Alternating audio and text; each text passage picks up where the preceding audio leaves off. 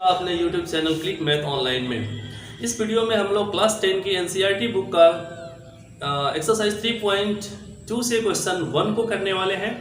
तो question number 1 हमारे पास है, निम्न समस्याओं में रैखिक समीकरणों के युग्म बनाइए और उनके ग्राफी विधि से हल ज्ञात कीजिए। तो सबसे पहले तो हमें समस्याएं कुछ दी हुई हैं, जिसमें पहली समस्या हमारे पास है, फर्स्ट क्वेश्चन हमारे पास है, कक्षा 10 के 10 विद्यार्थियों ने एक गणित की पहली प्रतियोगिता में भाग लिया। तो यहाँ पे प्रतियोगिता में भाग लेने वाले विद्यार्थियों की संख्या 10 बताई जा रही है। यदि लड़कियों की संख्या लड़कों की संख्या से 4 अधिक है, और यहाँ पे ये भी बताया जा रहा है कि जो लड़कियों की संख्या है वो लड़कों की संख्या से 4 ज्यादा है, 4 अधिक है। तो प्रतियोगिता में भाग लिए लड़कों और लड़कियों की संख्या ज्ञात कीजिए। तो सबसे पहले हम इसको बीजगणितीय रूप में व्यक्त करेंगे। तो उसके लिए हमें यहाँ पे विद्यार्थियों में दो तरह के विद्यार्थी हैं, पहले तो है लड़कियां और उसके बाद है लड़के।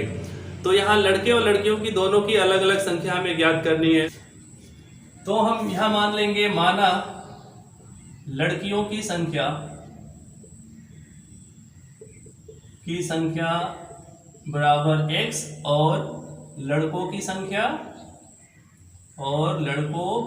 संख्या को हम यहाँ पे मान लेंगे y। तो यहाँ पे लड़कों की संख्या को हमने y चर से व्यक्त किया और लड़कियों की संख्या को x चर से व्यक्त किया है। अब शर्त 1 में हमें यहाँ पे बोला गया है कि प्रतियोगिता में भाग लेने वाले विद्यार्थी 10 हैं, यानी लड़के और लड़कियां दोनों मिलाकर के यहाँ पे दिए गए हैं 10। तो हम लिख लेंगे शर्त 1, और शर्त 1 हमारे पास क्या है, तो लड़के और लड़कियों तो शर्त 1 हमारे पास है विद्यार्थियों की संख्या बराबर 10। तो यहाँ पे विद्यार्थी में लड़के और लड़कियां हैं, दो तरह के विद्यार्थी हैं। तो लड़कियां यहाँ पे है x, तो x लेंगे प्लस लड़कों की संख्या है y, तो y x प्लस y मतलब x लड़के और y लड़कियों की कुल संख्या जो मिला के हो रही है वो 10। तो शर्त 1 से हमें जो समीकरण मिलेगा वो होगा x प्लस y बराबर 10। अब शर्त 2 की बात कर लेते हैं। तो शर्त 2 में बताया गया है कि लड़कियों की जो संख्या है वो लड़कों की संख्या से 4 अधिक है। तो यहाँ पे बताया गया है लड़कियों की संख्या लड़कों से 4 अधिक है। तो चलिए हम इसको भी व्यक्त करते हैं। तो पहले हम लेंगे लड़कियों की संख्या। तो लड़कियों की संख्या हमारे पास क्या है, x।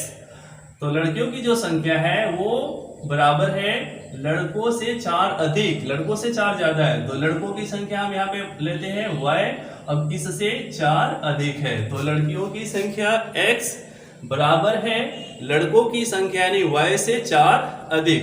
तो हम इस तरह से x और y दोनों चरों को एक बाएं तरफ पक्षांतर में ले लेते हैं x और, तो हम y को भी x की ओर पक्षांतर कर लेंगे। तो हमारा समीकरण हो जाएगा x माइनस y बराबर प्लस 4। ये हो गया समीकरण 2। अब इन दोनों चरों की सहायता से, चूंकि हमें यहाँ क्वेश्चन में ग्राफी विधि से हल ज्ञात करना है, लड़के और लड़कियों की संख्या यहाँ ग्राफी विधि से ज्ञात करना है। तो हम पहला समीकरण लेंगे, समीकरण 1। अब इस समीकरण का यूज करके हम x और y के कुछ मानों को ज्ञात कर लेंगे। तो हम चलिए यहाँ x और y के 3 मान ज्ञात करेंगे। तो इसके लिए हमें समीकरण 1 लेना होगा। पहले x प्लस y बराबर 10 से हम मान ज्ञात करेंगे। तो यहाँ भी y बराबर हम ज्ञात कर लेंगे x को पक्षांतर करके। तो y बराबर हो जाएगा 10 माइनस x। अब हम यहाँ x के मान को प्रतिस्थापित करेंगे और y का मान निकल के आ जाएगा। तो x का मान सबसे पहले हम लेते हैं यहाँ पे 5। तो x जब 5 लेते हैं तो 10 माइनस x का मान 5 लेने पे कितना आ रहा है, 5। क्योंकि हमें शर्त 1 में पता है ना, दोनों लड़के और लड़कियों की संख्या दोनों मिला के 10 है। तो अगर 5 लेंगे तो ये 5 तभी 10 हो जाएगा। फिर अगर y का मान इसी तरह से हम ले लेते हैं 6, तो 6y लड़कों की संख्या, लड़कियों की संख्या अगर 6 ले तो लड़कियों की संख्या अगर 6 लेते हैं तो यहाँ पे लड़कों की संख्या कितना हो जाएगा, 4, क्योंकि 6 प्लस 7 10 होना है। फिर हम ले लेते हैं लड़कियों की संख्या यहाँ पे 7, यानी x हम लिया 7, तो y कितना आ जाएगा 3। हल करके भी आप लिख सकते हैं। तो इस तरह से हमें पहले समीकरण को यूज करके हमने x और y के मानों को ज्ञात कर लिया। अब हम लेंगे यहाँ पे समीकरण 2। समीकरण 2 से भी x और y के कुछ मानों को हम ज्ञात करेंगे। 3 मान यहाँ ज्ञात करने वाले हैं x और y के। तो चलिए हम फिर यहाँ पे x का मान ज्ञात कर x और y के मानों को लेने के लिए समीकरण 1 ले लेना होगा, x माइनस वाई बराबर 4। तो यहाँ पे x बराबर क्या हो जाएगा, y को हम पक्षांतर कर लेते हैं, या x या तो आप y का मान x के पदों में लिख लीजिए, x का मान y के पदों में। तो चलिए हम y बराबर लिख लेते हैं। तो y बराबर हो जाएगा, y को हम उधर ट्रांसफर कर दिए तो y बराबर हो जाएगा x माइनस 4। इसका वैल्यू पहले लेते हैं 5। तो x अगर 5 लेते हैं तो y का मान कितना आएगा देख लेते हैं। x हमने लिया 5, तो y का मान, x का मान 5 लिया माइनस 4, तो y निकल के आएगा 5 में 4 गया 1। तो ये हो जा रहा है 1, क्योंकि हमें यहाँ पे बताया गया है x और y का डिफरेंट जो है वो 4 है, तो 5 में से 1 घटा लीजिए 4 आ जाएगा। इसी तरह अब हम y का मान, x का मान लेते हैं 6। तो 6 में से क्या घटाएं 4 आने के लिए, तो 2, तो 6 2 हो जाएगा। इस तरह से हम x का मान अब ले लेते हैं 7। तो x 7 लिया है, तो 7 में से अगर हम घटाते हैं 3 तो आ जाएगा 4, x माइनस वाई दूसरा समीकरण है। तो x माइनस वाई 4 होना चाहिए, तो x हमने 7 लिया तो y 3 लेना पड़ेगा, तभी तो 7 माइनस 3 4 हो जाएगा। तो अब हम इन दोनों समीकरणों के जो हल हैं इनको ग्राफ पे शो करने के बाद हम देखेंगे कि ये दोनों रैखिक समीकरणों के जो रेखाएं हैं वो एक दूसरे को कौन से किस बिंदु पे प्रतिच्छेदित कर रही हैं। तो इस तरह से हम दो अक्षों को खींच लेते हैं, x और y दो अक्ष लेंगे, उस पे समान अंतराल पे कुछ संख्याओं को हम प्रदर्शित कर लेंगे। जैसे 1 2 3 4 5 6 7 हमने यहाँ पे लिख लिया, इस ऊपर में आपको y अक्ष पे 1 2 3 4 5 6 7, क्योंकि 7 तक हम लिखे हैं कि x का सबसे बड़ा जो वैल्यू है वो 7 है, तो 7 तक लिखने से हो जाएगा। इस तरह से y का भी वैल्यू जो सबसे बड़ा वाला है वो 5 है, तो हम चलिए y को 7 तक लिखा है। तो अब हम यहाँ पर x और y अब हम ग्राफ पे इन बिंदुओं को प्रदर्शित कर लेते हैं। तो x और y के यहाँ पे मान है 5 5, तो x भी यहाँ पे 5 है और y भी 5 है, तो 5 और 5 को मिलाएंगे तो जहां पे एक दूसरे से मिल रहा है 5 x का मान, x का मान 5 है और y का भी 5 है, तो 5 और 5 यहाँ पे काट रहा है, तो यहाँ पे हमारा बिंदु होगा पहला बिंदु 5 और 5 5,5 यहाँ लिखेंगे। दूसरा है 6 4, तो x का वैल्यू यहाँ 6 और y का 4, 6 4 यहाँ पे हो जाएगा 6 4। फिर अगला वैल्यू 7 और 3, x का वैल्यू 7 और y का 3, तो 7 और 3 को मिलाने वाली रेखा जो यहाँ पे होगी, तो यहाँ पे बिंदु हमारा होगा 7 3। चलिए इसको भी हम ज्वाइन कर लेंगे स्केल के थ्रू।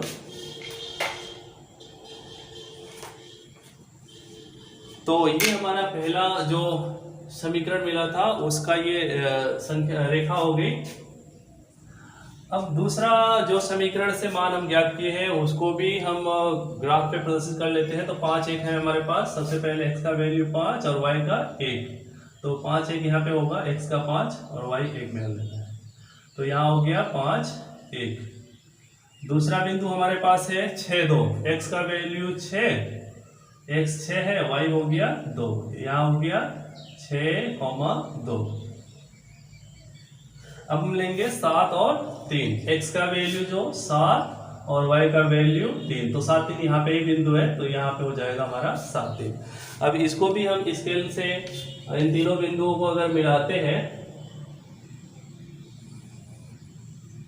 तो अब हमें ये देखना है कि ये दोनों जो रेखाएं हैं वो एक दूसरे को कौन से बिंदु, किस बिंदु पे प्रतिच्छेदित कर रहे हैं। जिस बिंदु पे ये एक दूसरे को काट रहे हैं x और y के वही मान होंगे। तो यहां पर लिख लेना है आपको, दोनों रेखाएं एक दूसरे को बिंदु 7 3 पर प्रतिच्छेदित या काट रही है, इसलिए x बराबर हो जाएगा आपका 7 और y बराबर हो जाएगा 3, यानी अर्थात लड़कियों की संख्या यहाँ पे 7 होगी और लड़कों की संख्या 3 होगी। क्वेश्चन 1 का सेकेंड पार्ट जो है उसको, तो सेकेंड पार्ट है यहाँ पे 5 पेंसिल व 7 कलमों का कुल मूल्य ₹50 है। तो पहले बार में बताया गया है 5 पेंसिल और 7 कलमों का मूल्य ₹50, जबकि 7 पेंसिल तथा 5 कलमों का कुल मूल्य ₹46 है। तो यहाँ पे हमारा जो क्वेश्चन का 2 भाग है, एक भाग को हम शर्त 1 मान लेते हैं। उसके पहले हमें यहाँ पे देख लेना होगा क्या चीज़ ज्ञात करना है। तो हमें कलम और पेंसिल दोनों का मूल्य ज्ञात करना है। तो चलिए हम मान लेते हैं, माना एक पेंसिल का मूल्य बराबर x रुपये। एक पेंसिल का मूल्य हमने x रुपये मान लिया और साथ में एक कलम का मूल्य हम ले लेते हैं, कलम का मूल्य बराबर y रुपये। 2 चरों से हम दोनों के मूल्यों को व्यक्त कर लेंगे। अब हम शर्त 1 देख रहे हैं। तो शर्त 1 में बताया गया है 5 पेंसिल तथा 7 कलमों का मूल्य ₹50। तो हमारे पास बताए 5 पेंसिल तथा 7 कलमों का मूल्य कितना रुपए बताया गया है। तो इन दोनों का मूल्य मिला के बताया है ₹50। तो हम अब इसको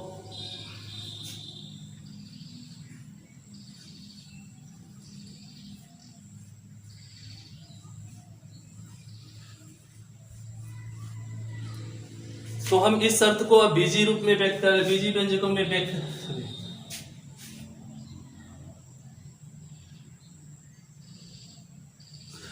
तो इस शर्त से हम रैखिक समीकरण ज्ञात कर लेते हैं। तो हमें बताएंगे 5 पेंसिल और 7 कलम का मूल्य ₹50। तो लेते हैं 5 पेंसिल और एक पेंसिल का मूल्य कितना है ₹x। तो 5 गुणे x प्लस, क्योंकि दोनों का मूल्य प्लस करके ₹50 है, तो प्लस। अब हमारे पास 7 कलम है तो 7 गुणे एक कलम का मूल्य कितना रुपए है y रुपए। तो 7 गुणे y। तो इस तरह से दोनों का मूल्य मिला के है ₹50। तो 5 गुणे x 5x प्लस 7 गुणे y 7y बराबर 50। ये हमारा समीकरण 1 हो गया। अब शर्त 2 की बात कर लेते हैं। तो शर्त 2 में क्या बताया है, 7 पेंसिल तथा 5 कलम का कुल मूल्य ₹46। तो यहाँ पे बताया गया 7 पेंसिल व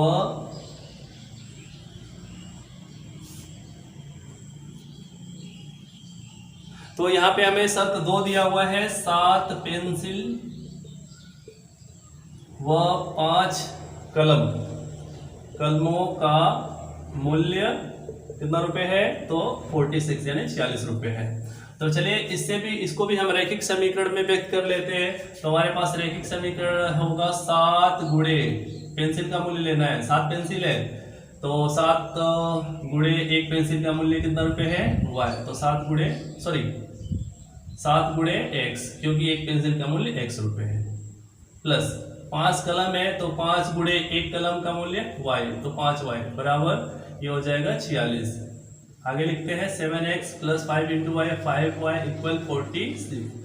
तो हमने इन दोनों शर्तों की सहायता से 2 रैखिक समीकरण ज्ञात कर लिए। अब इन दोनों रैखिक समीकरणों को हम ग्राफ पे निरूपित करेंगे। तो अब लेंगे समीकरण 1 और समीकरण 1 को लेके यहाँ x और y के कुछ मानों को हम ज्ञात कर लेंगे। तो चलिए x और y के हम 2 ही मान लेते हैं यहाँ पे। तो समीकरण 1 है हमारे पास 5x प्लस 7y बराबर 50। तो x का मान y के पदों में ज्ञात कर लेना है या y का मान x के पदों में ज्ञात करना होगा, जो सुविधा होगा आपको। तो हम यहाँ पर x का मान y के पदों में ज्ञात कर लेते हैं। तो 5x बराबर 50 माइनस 7y। तो x बराबर 50 माइनस 7y बट्टा 5। अब यहाँ आप चाहे तो 5 से 50 को काट सकते हैं, 5 से 7 को भी काटना है। तो यहाँ हो जाएगा 5 से 50 काट दिया तो 5 × 50 माइनस 7y बट्टा 5।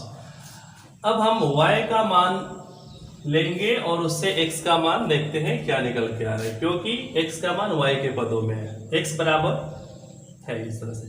तो y का मान हमें यहाँ प्रतिस्थापित करना होगा। तो चलिए हम y का मान पहले लेते हैं 5, क्योंकि हमें ऐसा y का वैल्यू लेना होगा जो 5 से डिवाइड हो सके। तो x का अगर 5 लेते हैं तो देखते हैं y कितना हो जाएगा, 10 माइनस 7 गुणे 5। x का y का मान हमने 5 लिया है, बट्टा 5, 5 5 काट लिए, 10 से 7 गया 3। इस तरह से एक और हम मान ले लेते हैं।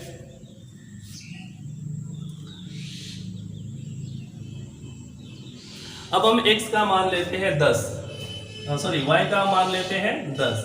तो y जब हम लेते हैं 10 तो x का मान क्या आएगा, देख लेते हैं, 50 माइनस 7 गुणे y का मान हम क्या ले रहे हैं, 10 बट्टा 5। तो यहाँ हो जाएगा 50 माइनस 10 सत्ते 70 बट्टा 50, सॉरी 5। अब यहाँ देख लीजिए 70 से 50 घटा लीजिए, क्योंकि 50 से 70 नहीं माइनस होगा, तो यहाँ पे आ जाएगा माइनस 20। 70 में 50 गया 20 बट्टा 5, 5 को 20 माइनस 4। तो यहाँ पे x का मान आ रहा है माइनस 4। अब हम दूसरे समीकरण को यूज करके इस तरह से हम दूसरा समीकरण लेंगे और उससे भी ये समीकरण 1 के मान हो गए। अब समीकरण 2 से कुछ मानों को हम ज्ञात कर लेते हैं x और y के। तो चलिए x और y ले लेते हैं। तो समीकरण 2 हमारे पास है 7x प्लस 5y बराबर 46। तो यहाँ भी हम करेंगे x का मान y के पदों में या y का मान x के पदों में ज्ञात कर लेना है, तो हम y ज्ञात कर लेते हैं इस क्वेश्चन में। तो लिख लेते हैं 5y बराबर 46 माइनस 7x। तो y बराबर हो जाएगा 46 माइनस 7x बट्टा 5। अब हम यहाँ पे x का मान लेंगे। तो x का मान हम सबसे पहले लेते हैं 3। तो अगर x का मान 3 लेते हैं तो देखते हैं y क्या निकल रहा है। तो 46 माइनस 7 गुणे x का मान लिया 3 बट्टा 5। तो 7 तरीके 21, 46 माइनस 21 बट्टा 5। तो ये हो जाएगा 46 में से 21 घट गया तो आ जा रहा है 25, 25 बट्टा 5, 5 पचे 25। तो डिवाइड होके y का वैल्यू आ जा रहा है यहाँ पे 5। इस तरह से एक और हम y का वैल्यू लेंगे। हमने यहाँ 3 लिया, 5 आ गया। अब y का वैल्यू हम ले लेते हैं 8, सॉरी x का वैल्यू अब लेते हैं 8।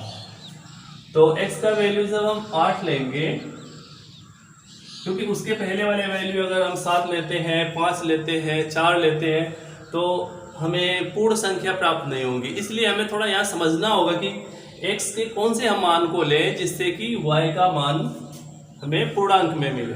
तो हम पहले 3 लिए तो 5 पूर्णांक में आ गया। अब हम लेते हैं 8। तो देखते हैं 46 माइनस 7 गुणे 8, x का 8 ले लिया बट्टा 5। तो यहाँ पे हो जाएगा 46 माइनस 8 सत्ते 56 बट्टा 5। तो यहाँ पे देख लीजिए आपका आ जाएगा माइनस 10, 10 बट्टा 5, 2 से 10 को काट दिया माइनस 5, सॉरी यहाँ पे 10 बट्टा लेना होगा 5, तो 5 गुना 10 तो आएगा माइनस 2।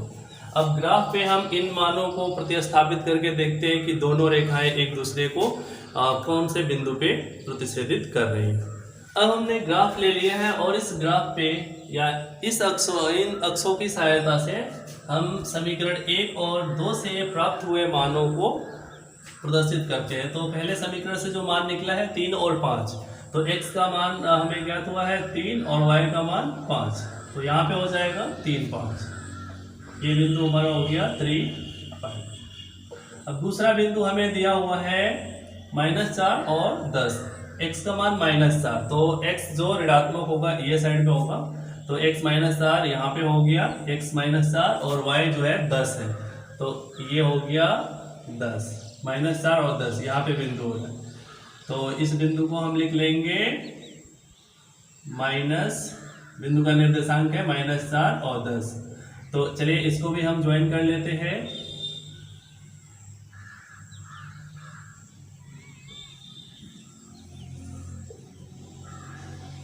अब हम इन मानों को समीकरण 2 से प्राप्त हुए मानों को भी प्रतिस्थापित करना होगा। 3 5, तो x का मान 3 और y का मान 5, तो यही बिंदु हो गया 3 5।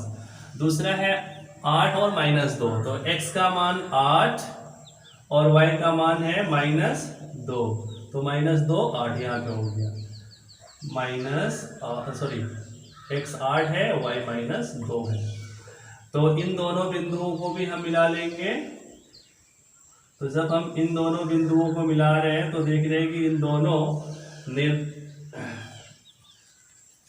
इन दोनों समीकरण के मानों से जो हमने रेखा खींचा है वो एक दूसरे को बिंदु 3, 4 पे प्रतिच्छेदित कर रहा है। तो हम लिख लेना है कि दोनों रेखाएं एक दूसरे को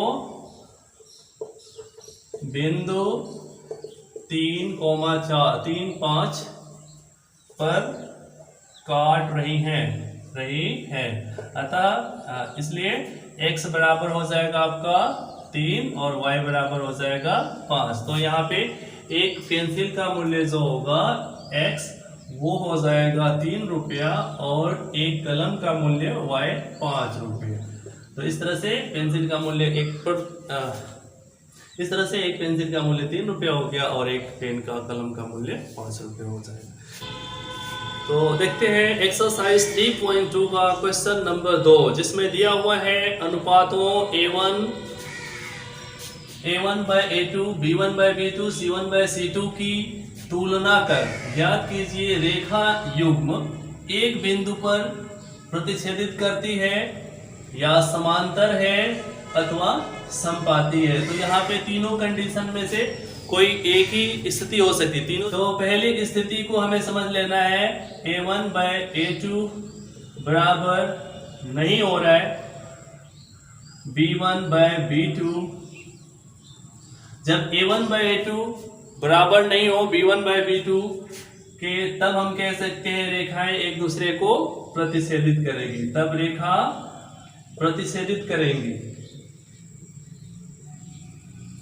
और वहां पे दूसरी जो स्थिति है समांतर की, तो रेखाएं समांतर तभी होती हैं जब A1 by A2 बराबर B1 by B2 बराबर C1 by C2, यानी तीनों गुणांकों का अनुपात A1 A B C इन तीनों गुणांकों का अनुपात यदि बराबर होता है तो आप कह सकते हैं रेखाएं समांतर होंगी। तो यहाँ पे स्थिति में रेखाएं समांतर होती हैं।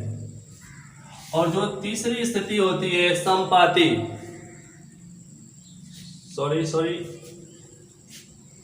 यहाँ पे जब A1 A2 B1 B2 बराबर होने के बाद अगर C1 और C1 by C2 इसके समान नहीं है, यहाँ पे याद रखना है कि जब समांतर की बात होगी तो A1 A2 B1 B2 बराबर होना चाहिए और C1 by C2 ये बराबर नहीं होना चाहिए, तब रेखाएं क्या होंगी, समांतर होंगी। और यदि A1 by A2 बराबर B1 by B2 बराबर C1 by C2 होता है तो रेखाएं क्या होती है, समपाती होती है, मतलब एक दूसरे के ठीक एक ही स्थान पे रेखाएं होती हैं। तो चलिए हम पहले क्वेश्चन में देखते हैं।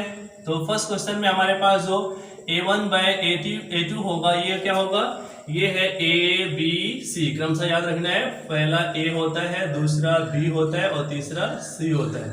तो A1 by A2 5 और 7 ले लेना है, 5/7 और A2 B1 B2 लेना है तो B1 by B2 बराबर यहाँ पे होगा B1 -4 और B2 है +6।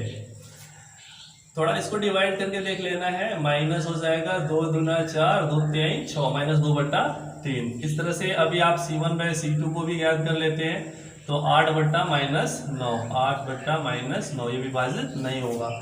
अब हम देख रहे हैं कि A1 A2 अनुपात B1 B2 और C1 C2 को कंपेयर करें तो तीनों में से कोई भी एक दूसरे के बराबर नहीं है, मतलब एक दूसरे के बराबर नहीं है। तो पहली स्थिति हमें यहाँ मिल रही है, रेखाएं प्रतिच्छेदी होंगी, माने रेखा यहाँ पर रेखा युग्म लिख लेंगे। अब रेखा यहाँ पे पहले लिखना होगा A1 by A2 बराबर नहीं B1 by B2, अर्थात रेखाएं क्या होंगी, प्रतिच्छेदित होंगी, प्रतिच्छेदित कर रही हैं, अर्थात रेखाएं प्रतिच्छेदी होंगी। तो यहाँ पे रेखाएं एक दूसरे को प्रतिच्छेदित करेंगी। अब बात कर लेते हैं दूसरे क्वेश्चन में। तो दूसरे क्वेश्चन में अगर अनुपातों को हम ज्ञात करेंगे तो क्वेश्चन नंबर 2 के लिए हम लेते हैं। तो क्वेश्चन 2 का जो A1 by A2 होगा वो है 9 by 18 डिवाइड कर लेंगे, 9 1 9 9 2 18 9 दूना 18 1/2 आ रहा है। B1 बाय B2 कर लेते हैं तो B1 है 3 6, 3/6 काट देंगे, 3 1 3, 3 दूना 6 बराबर है। अभी देख लेना है अगर दोनों बराबर हो रहा है तो तीसरा भी यहाँ पे गणना करना होगा C1 बाय C2। तो C1 12 और 24, 12 24 काट देंगे, 12 1 12, 12 दूना 24। तो हम देख रहे हैं यहाँ पे A1 बाय A2 बराबर B1 बाय B2 बराबर C1 बाय C2। तो यहाँ पे तीसरी स्थिति होगी, अर्थात रेखाएं क्या होंगी, समपाती होंगी, अर्थात रेखाएं समपाती हैं। यहाँ पे समपाती है मतलब रेखाएं एक दूसरे के ठीक ऊपर है, वो दोनों रेखाएं अलग अलग नहीं है, एक ही रेखा है। अब हम बात कर लेते हैं क्वेश्चन नंबर 3 में। तो यहाँ पर है हमारे पास क्वेश्चन नंबर 3 से A1 बाय A2 बराबर मिल जा रहा है 6 2, A1 6 और A2 2 काट देंगे, 2 से दोनों विभाजित होगा, 2 3 6, 2 1 2। B1 बाय B2 कर लेते हैं तो B1 है -3 और B2 है कुछ भी नहीं है y की जगह पे, तो हम लेंगे -1, माइनस है और या कुछ नहीं तो 1 ले लेंगे, काट देंगे माइनस माइनस, तो ये हो जा रहा है 3/1 बराबर आ रहा है। आगे आते हैं, हम लेते हैं C1 बाय C2। तो C1 यहाँ है 10 बटा C2 कितना है 9 है, तो यहाँ भी सॉरी यहाँ विभाजित नहीं होगा, 10/9 एक दूसरे से नहीं कटेगा। तो अब यहाँ पे हमें क्या मिल रहा है, A1 बाय A2 बराबर B1 बाय B2 बराबर नहीं C1 बाय C2। यानी हम देख रहे हैं कि A1 A2 ये तो दोनों एक दूसरे के बराबर हैं, लेकिन ये बराबर नहीं है, ये एक दूसरे के बराबर नहीं है। तो ऐसी स्थिति में हम कह सकते हैं रेखाएं समांतर होंगी। तो यहाँ पे अतः रेखाएं समांतर होंगी।